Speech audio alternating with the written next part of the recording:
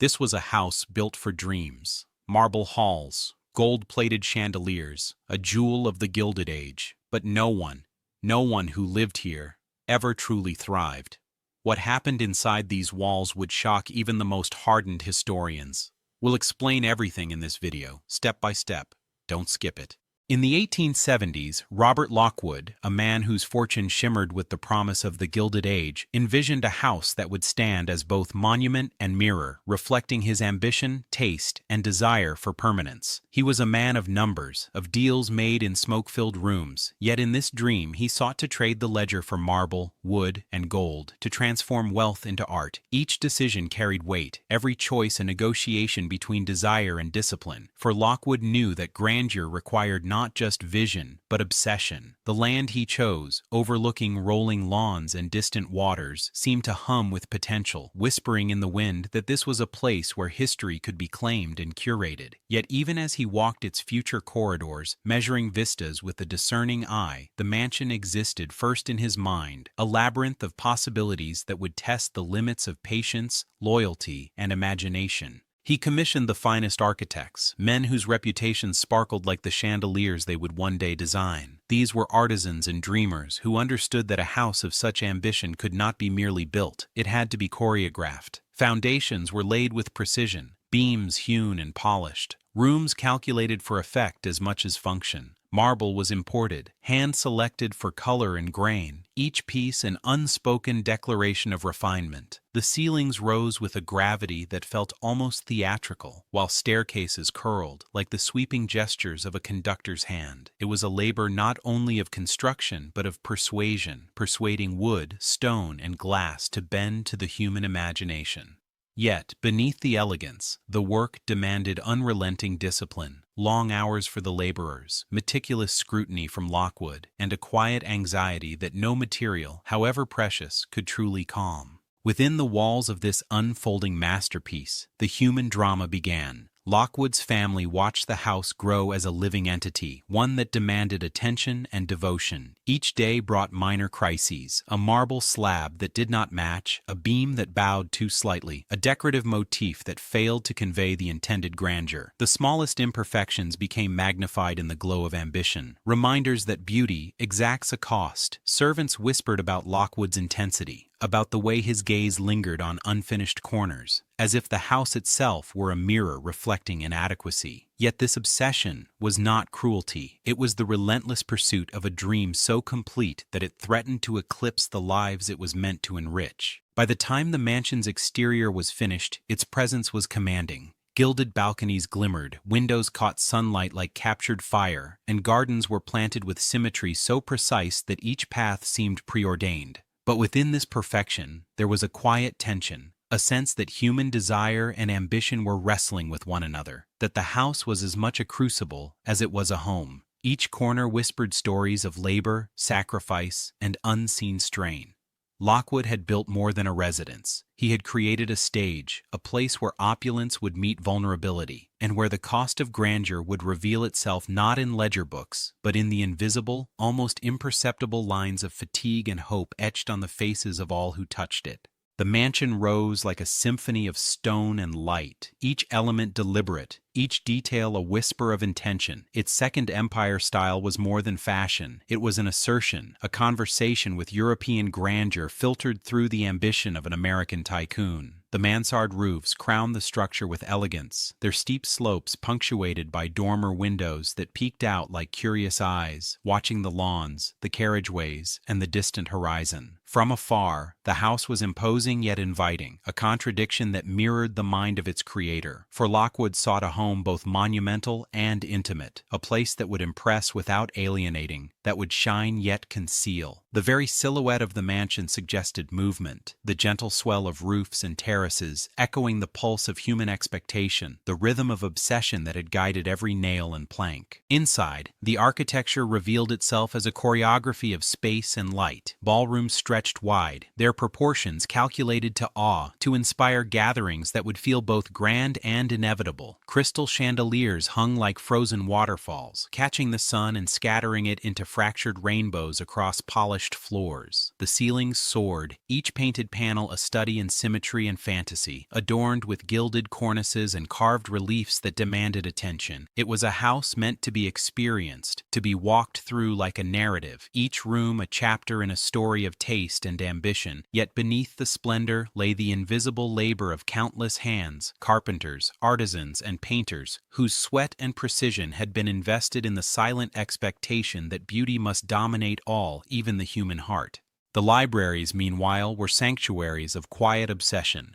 Rows of rare volumes lined the walls, their spines glimmering with gilded letters, each book a token of wealth and intellect, yet also a subtle assertion of control, of legacy. Lockwood imagined conversations held here, not just between people, but between generations, a silent dialogue with time itself.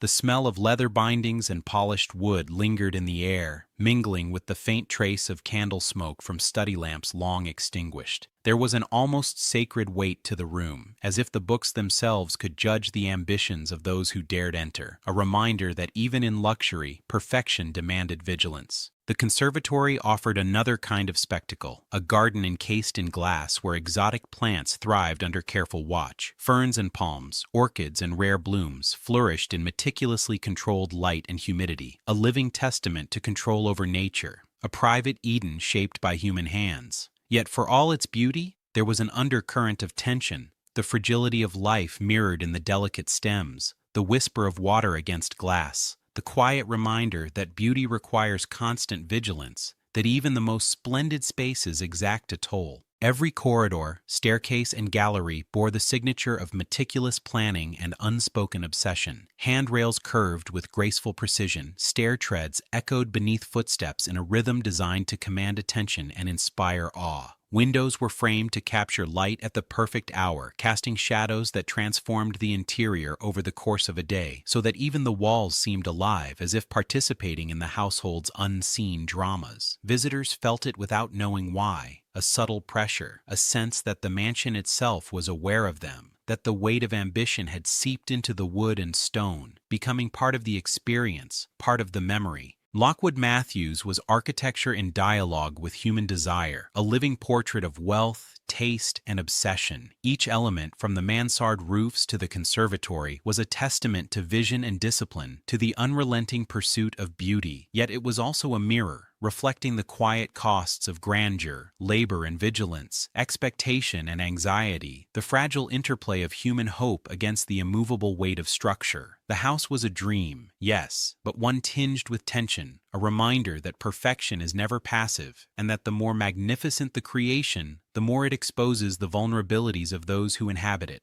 Even in its earliest days, Lockwood-Mathews was more than a residence. It was a stage for performance, a theater of expectation where every guest became part of a spectacle. Carriages rumbled across the gravel drives, the horses' hooves striking a rhythm that announced the arrival of the city's most prominent families. Servants in crisp uniforms moved with invisible precision, opening doors before elbows could meet them, their eyes cast downward yet alert to the smallest misstep. The mansion's ballrooms, vast and gleaming, were filled with laughter that echoed like music, yet beneath the mirth there lingered a subtle tension, a sense that this display of wealth carried weight, that appearances alone demanded perfection. Chandeliers scattered light across marble floors, and the reflections multiplied so that the room seemed infinite, as if grandeur could swallow time itself. Inside, furnishings whispered of indulgence and exacting taste. Velvet drapes hung heavy, embroidered with threads that caught the candlelight, while tables bore silver and porcelain polished to a mirror sheen. Each object, each gilded frame, each carved chair was not merely decoration, it was a statement of control, a demonstration that beauty could be ordered and contained, that the world could bend to the will of those who possessed it. Yet for all the splendor, there was an undercurrent of vigilance. A servant's misaligned candlestick, a cushion placed too low, a mirror that reflected more than intended. All of these small errors threatened to betray the illusion of perfection. Lockwood observed everything, often silently, a careful eye that measured not only the quality of objects but the comportment of those who dwelled among them. Even the laughter of guests could be dissected, weighed, and measured against the unspoken standard of propriety. The mansion's daily rhythm unfolded like a carefully rehearsed dance. Mornings began with sunlight pouring through stained glass, illuminating polished floors and the faint scent of exotic flowers brought in from the conservatory. Breakfasts were formal yet intimate, a negotiation between ritual and expectation, where conversation was a game of wit and restraint. Afternoons saw the staff attending to endless details: dust brushed from cornices, silver polished, marble cooled, carpets realigned with geometric precision. Every gesture, no matter how small, was part of maintaining a fragile ecosystem, one that required constant attention lest the mansion's brilliance begin to fray at the edges. When evening fell, the estate transformed. Candles flickered in crystal sconces, music drifted through open corridors, and the ballrooms filled once again with guests dressed in the finery of their station. Dances were held, orchestras played, and yet the spectacle often concealed an invisible weight. For behind the smiles, the laughter, and the swirling gowns, there was fatigue and anxiety, a subtle reminder that such extravagance was costly not only in money but in energy and human attention. Children observed the rituals with wide eyes, absorbing lessons of hierarchy and expectation, while the adults navigated the social terrain with careful precision, aware that misstep or oversight could ripple across the carefully curated world of the house. Even in solitude, the mansion demanded attention. A solitary afternoon revealed the unyielding demands of grandeur, light falling unevenly across a table, a vase tilted ever so slightly, the faint echo of footsteps in empty halls reminding all who remained that this house was alive, that it exacted constant vigilance. Lockwood himself often wandered these spaces alone, surveying his creation, marveling at the beauty, while sensing the quiet toll it exacted on those who served it and those who lived within its walls. The mansion was a dream of wealth, yes, yet it was also a mirror reflecting ambition, expectation, obsession, and the invisible costs that accompany a life devoted to splendor. Within the towering walls of Lockwood-Mathews, life moved with an elegance that belied its undercurrents. The family inhabited a palace of light and shadow, yet each corner seemed to amplify their isolation. Hallways stretched endlessly, polished floors reflecting the perfection expected, but also casting a subtle chill that could not be dispelled. The rooms, though opulent, carried a strange weight, as if the walls themselves had absorbed the countless eyes that had scrutinized every gesture, every word, every glance. Children played under crystal chandeliers while whispers drifted from the wings of servants' quarters, the faint hum of secrecy threading through laughter and conversation. Within this grandeur, solitude became almost tangible, a quiet companion to every life that unfolded behind closed doors. Robert Lockwood, ever vigilant, moved among these spaces like a conductor of unseen forces. His presence was commanding yet distant, a constant reminder that the house itself demanded obedience. Family dinners were orchestrated with precision, conversation flowing yet contained, each word weighed for decorum, each smile practiced. Tension simmered beneath polite exchanges, invisible to outsiders but palpable to those who lived within the mansion's walls. Even in moments of leisure, a shadow of expectation lingered. Servants noted the way minor imperfections, a chair slightly askew, a candle extinguished too early, could bring a swift, silent correction. The mansion's beauty exacted a subtle toll, and all who dwelled within learned to navigate it with caution, lest they disturb the fragile equilibrium. Late nights revealed a different Lockwood-Mathews, one where the facade of perfection began to fracture. Candles flickered in the ballrooms, their light casting long, trembling shadows along the high ceilings. The corridors echoed with footsteps that did not belong to parties or guests, but to those wandering in search of something unspoken, perhaps a voice, perhaps a confidant, perhaps reassurance that the grandeur around them did not consume entirely. Family members retreated to private chambers, doors closed and locked, voices muffled by thick walls, and yet the sense of isolation only deepened. Letters were penned and left unmailed, diaries filled with private thoughts never shared, and a quiet unrest settled like dust over the gilded surfaces, invisible but undeniable. Even as celebrations filled the mansion, whispers persisted. Servants exchanged muted confidences in the kitchen and laundry rooms. Tales of disagreement, melancholy, and fleeting irritations carried along unseen currents.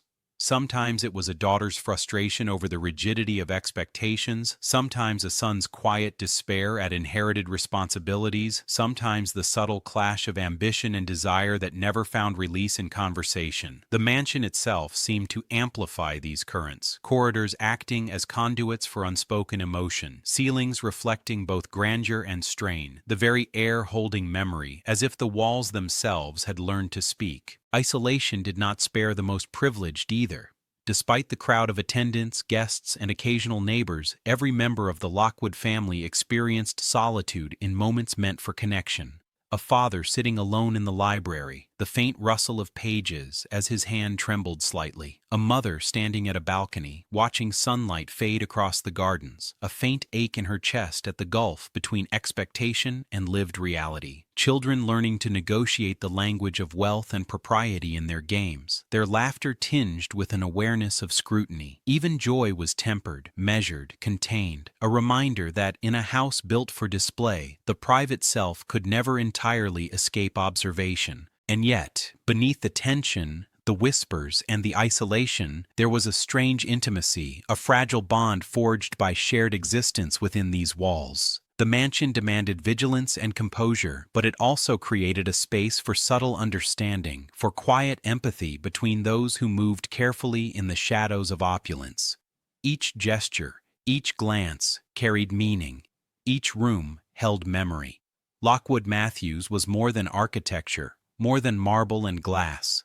It was a repository of human emotion, a testament to the quiet costs of grandeur, a place where beauty and tension were inseparable, and where every resident, in their solitude, became part of the mansion's enduring, whispering story. The mansion that had once shimmered with life began to grow heavy with absence. Halls that had echoed with laughter now carried only the faintest footsteps, the occasional creak of a floorboard sounding louder than any celebration ever could. Illness swept quietly through the household, subtle at first, then relentless, leaving pallor on cheeks that had once glowed under crystal chandeliers. Servants whispered in corridors about fevers that came without warning, about coughs that lingered long past the daylight hours, about the fragile bodies of children and elders alike. Each succumbed to a quiet inevitability that money could not repel. Doctors were summoned, remedies applied, yet the house seemed impervious to healing, as if the very walls absorbed human suffering and refused to let it leave. Family members, once vibrant, grew distant, their energy sapped by the relentless march of ailments. Private rooms became refuges, doors shut against the world outside, and yet isolation only magnified anxiety. The mansion's splendor, which had once impressed and uplifted, now weighed like a crown too heavy for human shoulders. The rich tapestries and polished floors reflected not light but shadows, elongated and sinister, whispering of fragility where once there had been pride. Even the sunlight that streamed through stained glass seemed muted, refracted through worry and fear, coloring the air with a melancholy that no lavish furnishing could disguise. Then came the disappearances, subtle at first, almost unnoticed. Guests arrived to find a host absent from a scheduled dinner, a child missing from a nursery, a trusted servant vanished without explanation. Rumors flourished like ivy over the walls. Some spoke of secret quarrels, of heated arguments that ended abruptly. Others hinted at accidents carefully concealed, incidents never spoken of beyond the strictest confidences. Every absence became a riddle, every closed door a question mark that invited speculation. The mansion, for all its symmetry and order, became a labyrinth of uncertainty where human presence could vanish and leave only echoes and suspicion in its wake. The tension grew with every unexplained departure. Those who remained spoke in hushed tones, moving carefully through rooms that seemed to watch them, aware of their own fragility within a structure that demanded perfection. Each corridor became charged with expectation. Each stairwell a reminder that life within the mansion was fragile, easily unsettled. The exquisite chandeliers that had once dazzled now cast distorted shadows, as though the house itself mourned the absence of its inhabitants, stretching and twisting light into forms that hinted at loss and regret. Servants, too, grew weary, their faces etched with lines that reflected both devotion and fear, knowing that their labor could not restore the vanished, their care could not halt the inexorable decline. Eventually, the mansion fell into silence. Parties ceased, music stopped, and the halls emptied, leaving only the traces of what had once been. Dust settled on marble floors, layer upon layer, settling into the nooks and crevices that had known footsteps and laughter. Windows, once open to the world, stared blankly at the gardens, now overgrown and unruly, as though nature itself sought to reclaim the space abandoned by human life. The grand estate, once a testament to wealth and ambition, became a monument to absence, a house haunted not by spirits, but by the invisible weight of expectation, illness, and mystery. In the quiet aftermath, Lockwood-Mathews retained its beauty, yet it carried the memory of human fragility everywhere. Every gilded banister, every ornate carving seemed infused with the shadow of loss, every room a testament to the cost of grandeur unchecked. The mansion stood as both marvel and caution, a dream house that had demanded perfection but could not protect its residents from the subtle, inevitable tragedies of life. Time pressed on, preserving its walls and its stories, yet the silence within spoke louder than any celebration ever had, a quiet echo of lives interrupted, of ambitions outlasting the people who had once given them shape. The mansion's grandeur always hinted at secrets, but it was only in quiet moments, when footsteps softened and candlelight trembled, that its hidden depths revealed themselves. Behind walls thick with polished wood and ornate plaster, doors once thought decorative sometimes yielded to careful hands, opening onto narrow passages, hidden stairwells, and rooms that seemed to exist outside of time. The air in these secret spaces was different, cooler, heavier, carrying the faint scent of dust and old paper, of conversations that had been carefully muted, and of lives that had lived in shadows. Every step into these forgotten corridors was an intrusion into intimacy, a crossing of boundaries between the public show of wealth and the private pulse of obsession. Within one such room, a chandelier hung low, its crystal prisms cracked and scorched, evidence of a fire contained but not entirely forgotten. The soft blackened edges of the metal spoke not only of flame, but of panic and haste, of moments when beauty and danger collided in a single instant. The chandelier, once the centerpiece of grand soirée, now bore a quiet testimony to fragility, a reminder that even the most dazzling forms could be marred, that perfection could be undone in an instant. Shadows danced across the walls, teasing shapes from the scorched glass, whispering of hands that had tried to save it, of voices that had cried out, of human frailty trapped within the elegance of design. Drawers hidden beneath false panels contained letters, their envelopes yellowed with age, sealed with wax and folded in careful precision. Each letter was a whisper from the past, a glimpse of ambition, regret, or longing that had never reached the public eye. In their flowing script, the Lockwoods and their acquaintances revealed small fractures, disagreements unspoken in the formal drawing rooms, confessions penned for no audience, and hopes that had collided with the rigid expectations of wealth and propriety. Reading them felt like entering someone's memory uninvited, a delicate trespass into lives shaped as much by fear as by desire.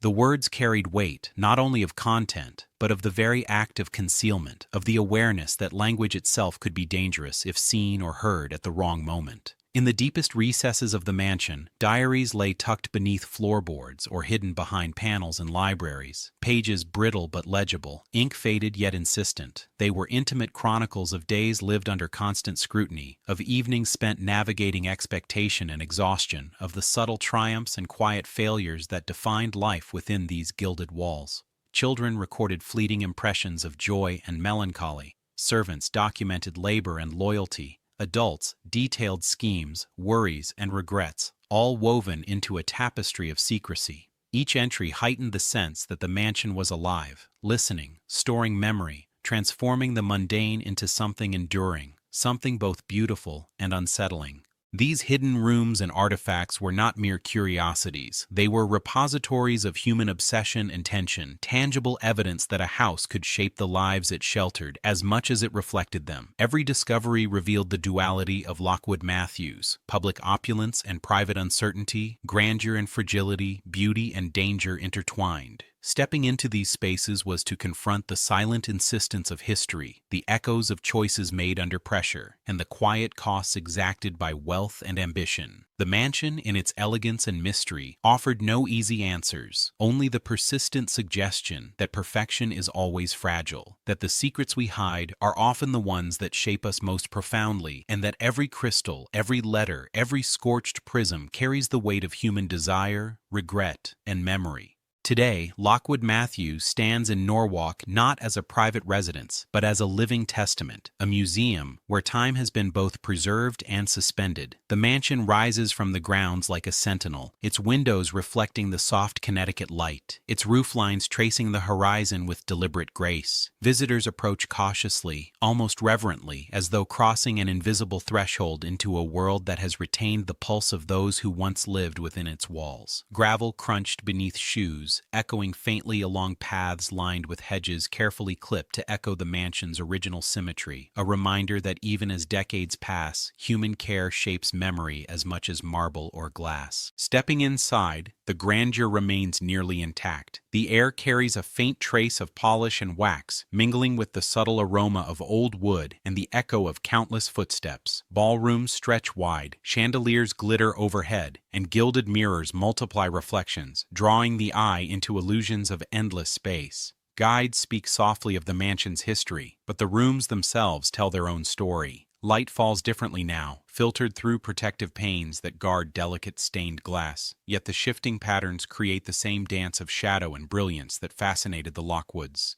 Every corridor, every staircase, seems to remember the weight of those who moved through it, the anticipation, the joy, the subtle despair, and the whispered arguments that once threaded through the walls like invisible currents. Artifacts remain, carefully curated, each object a fragment of a life lived under extraordinary expectation. Porcelain cups and silver utensils, once handled daily, now rest behind glass, reflecting both light and loss. Furniture maintains its precise placement, as though the house itself refuses to allow disorder. Even in stillness, the mansion exhales the quiet tension of its past. Visitors sense it instinctively, the extraordinary beauty, the meticulous design, the careful order, all hint at the human vigilance that sustained them. It is impossible to look upon the marble floors or carved banisters without understanding that perfection exacts a cost, that every surface was polished not only to impress but to conceal anxiety, ambition, and the fragile nature of human endeavor. In certain rooms, the mansion's secret past subtly asserts itself. Hidden compartments have been preserved, letters and diaries carefully displayed, while scorched remnants of a chandelier hint at private moments of crisis. Even without the presence of the original occupants, the mansion retains an almost sentient quality, as if it absorbs the attention and emotion of visitors and responds in kind.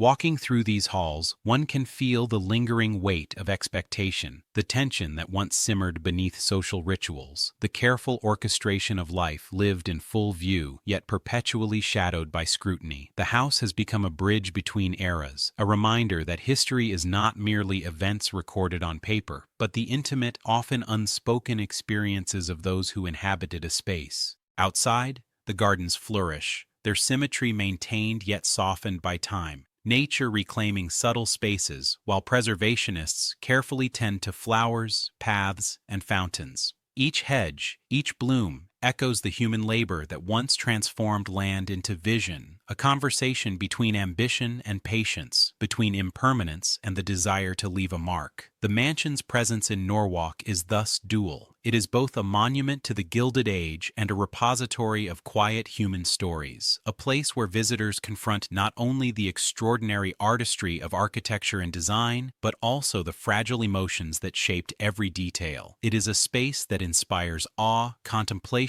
and an unspoken empathy for lives lived in pursuit of perfection, a reminder that even in preservation, beauty carries the weight of memory, loss, and the subtle, enduring cost of human aspiration. Within the hushed corridors of Lockwood-Mathews, preservationists move with deliberate reverence, their hands tracing surfaces that have borne the weight of decades. Every brushstroke, every polished banister, carries the echo of the past, as if the mansion itself demands careful attention to maintain its dignity.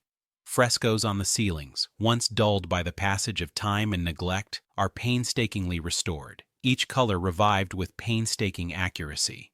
Pigments are matched, layers cleaned, and cracks filled with patience that borders on obsession, for the beauty of these murals is inseparable from the stories embedded within them, the aspirations of the Lockwoods, the ambitions of artisans long gone, the subtle tensions captured in every gesture and flourish. The work is slow, methodical, almost meditative, yet beneath the careful hands lies the weight of responsibility, the knowledge that any misstep could erase a fragment of history forever. Staircases, the sinews of the mansion, receive similar devotion. Each step has been walked by countless residents, guests, and servants, its wood polished to a shine that belies the quiet suffering and effort it has borne. Preservationists study the grain, the joints, the balance, repairing damage that decades of footfalls have wrought while maintaining the subtle curves and proportions designed to impress and guide. Every railing tells a story of hurried descents, of measured ascents, of children tiptoeing through halls to avoid admonishment, of adults navigating the intricate choreography of social expectation. To restore them is to honor both the physical craftsmanship and the invisible human choreography that gave them meaning. The mansion's bones, its connective tissue, are preserved not just for aesthetic delight, but to maintain the memory of the lives that flowed through them, the tension, the ambition, the quiet despair that sometimes accompanied luxury. Artifacts are handled with equal care, each object a vessel of private and public history. China, silver, and crystal are cataloged and cleaned, their placement studied to reflect historical accuracy, yet also to preserve the aura of lived experience. Letters, diaries, and small objects from hidden rooms are stabilized, sometimes displayed, sometimes stored, each one a whisper from the past, a fragment of thought, anxiety, or fleeting joy frozen in time. The act of preservation transforms the mundane into sacred, elevating items, once taken for granted, to objects of reverence. In handling them, one senses the invisible tension of their origins, the meticulous labor that crafted them, the human attention required to maintain them, the subtle anxieties that threaded through their daily use. Every artifact is both beautiful and fragile, a reminder that memory itself requires care and vigilance. Even the air in the mansion is curated. Temperature and humidity are monitored to prevent decay, light is filtered to preserve delicate surfaces, and every intervention is measured to balance the demands of exposure with the needs of conservation. Preservation here is not merely a technical exercise, it is a negotiation with time, a recognition that beauty cannot survive without careful stewardship, and that grandeur, for all its brilliance, is always at the mercy of impermanence. The work demands patience, obsession, and humility, for the mansion carries its own memory, its own expectations, as if it observes every decision and measures it against the standards of its original creators.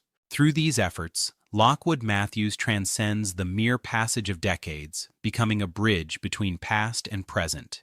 Each restored fresco, each polished staircase, each stabilized artifact carries the tension of human ambition, the weight of beauty and labor, and the quiet emotions of those who once walked these halls. Preservation transforms fragility into endurance, loss into continuity, allowing the mansion to speak once more to those who enter its rooms. Visitors may marvel at the elegance, the opulence, the craftsmanship, yet beneath every surface lies the invisible cost of maintenance, the obsessive care required to keep memory alive, and the subtle, enduring presence of human lives forever intertwined with marble, wood, and glass. Lockwood-Mathews stands not merely as a structure of stone and wood, but as a reflection of an era defined by ambition, excess, and the fragile triumphs of human endeavor. It captures the Gilded Age in all its contradictions, brilliance and isolation, beauty and cost, triumph and vulnerability. The mansion's walls speak silently of lives dedicated to the pursuit of perfection, to the accumulation of wealth that could dazzle a city and yet never satisfy the restless human heart. Every gilded surface, every polished banister, every soaring ceiling embodies not only aesthetic mastery, but the quiet tensions that wealth imposes, the subtle strain of maintaining appearances, and the unspoken sacrifices demanded by aspiration. Here, ambition is tangible, a force that shaped both marble and memory, a reminder that grandeur always carries an invisible weight. To walk through Lockwood-Mathews is to move through a narrative of aspiration. The ballrooms, with their sparkling chandeliers and mirrored walls, were designed to impress, yet they also reveal the fragility of social power.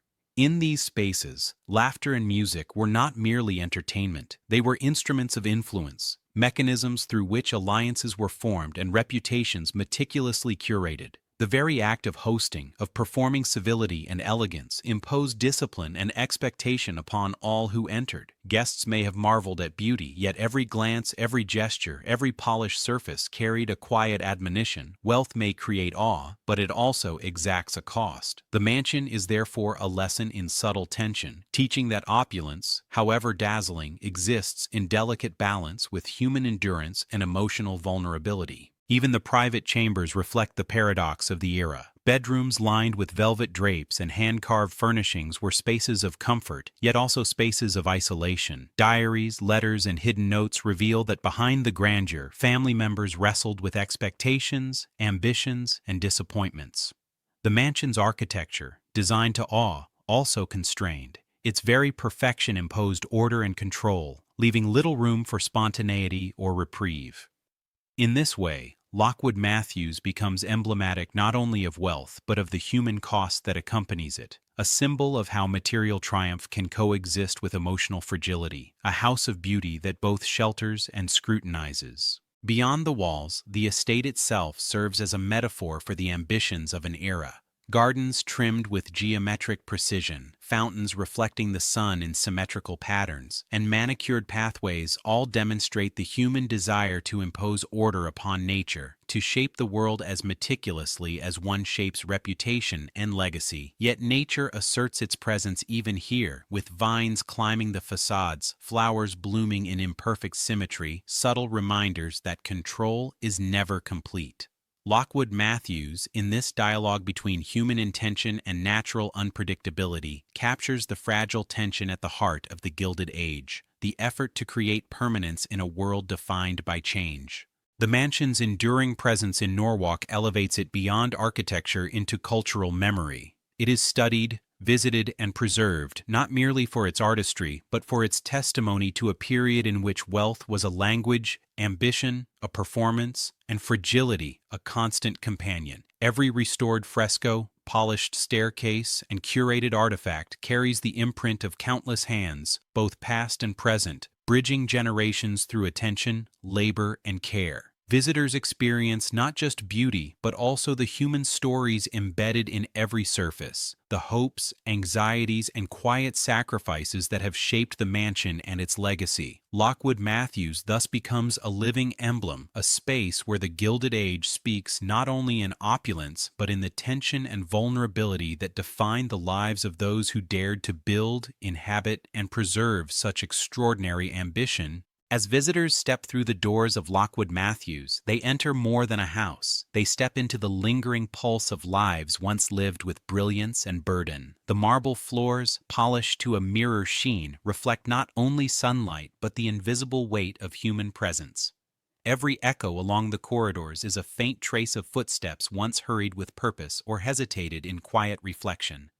The chandeliers above scatter light in fractured rainbows, as if holding memories in their crystal prisms. Each spark a whisper of conversations, laughter, and tension that no gilded surface can fully contain. In this space, it becomes apparent that grandeur, however magnificent, is secondary to the imprint of human experience. The choices, the joys, the regrets that have shaped every corner of this mansion. Walking through the ballrooms, the scale and symmetry still astonish, yet they carry a quiet reminder that their beauty was achieved through labor, negotiation, and constant vigilance. Guests may have been dazzled, yet beneath the glittering surfaces, the human dramas played out unseen, the anxious hostess adjusting her gown before a gathering, the son pacing behind heavy velvet curtains to practice a polite smile, the servants moving with near-invisible precision to preserve the illusion of effortless perfection. The house holds all of this, not in books or plaques, but in the subtle rhythms of its spaces, the way light falls, the slight creak in a staircase that has borne generations. It teaches that history is recorded not only in marble and glass, but in the weight of expectation carried through silent hallways. In the private chambers, the lessons grow more intimate, letters and diaries preserved behind glass whisper of longing and tension, of quiet victories and private defeats. The words on the page carry the immediacy of thought, the vulnerability of lives constrained by expectation, ambition, and circumstance. Visitors can feel the tension that existed in rooms now quiet for decades, the subtle fear of disapproval, the suppressed laughter of children learning the rules of decorum, the private frustrations of adults navigating a world defined by appearances. Each artifact, each note, each polished object is a trace of humanity, and together they form a narrative more enduring than the chandeliers or the gilded staircases, reminding all who enter that human life, fragile and fleeting, leaves a mark more profound than wealth alone. Even in the corridors where sunlight bends through stained glass, the mansion conveys a haunting lesson. Beauty is fleeting, but the human experience is permanent. Visitors sense it in the faint scent of aged wood, in the echo of footsteps long past, in the subtle shift of light across a polished floor. The mansion's vast gardens, now carefully tended, reflect the same truth. The labor and care of human hands shape the land, but the choices, the dreams, and the quiet sacrifices of those who inhabit it shape memory itself. Lockwood-Mathews becomes a living chronicle, a canvas where the ephemeral details of life, love, conflict, curiosity, ambition have been etched into space, visible only to those who look beyond the surface. By the time one reaches the upper corridors or the hidden rooms once forgotten, the mansion's emotional legacy is undeniable. It speaks of tension and obsession, of joy and sorrow, of ambition tempered by mortality. Visitors realize that the splendor of chandeliers and frescoes is inseparable from the fragility of the lives that animated them. History is never merely built, it is lived.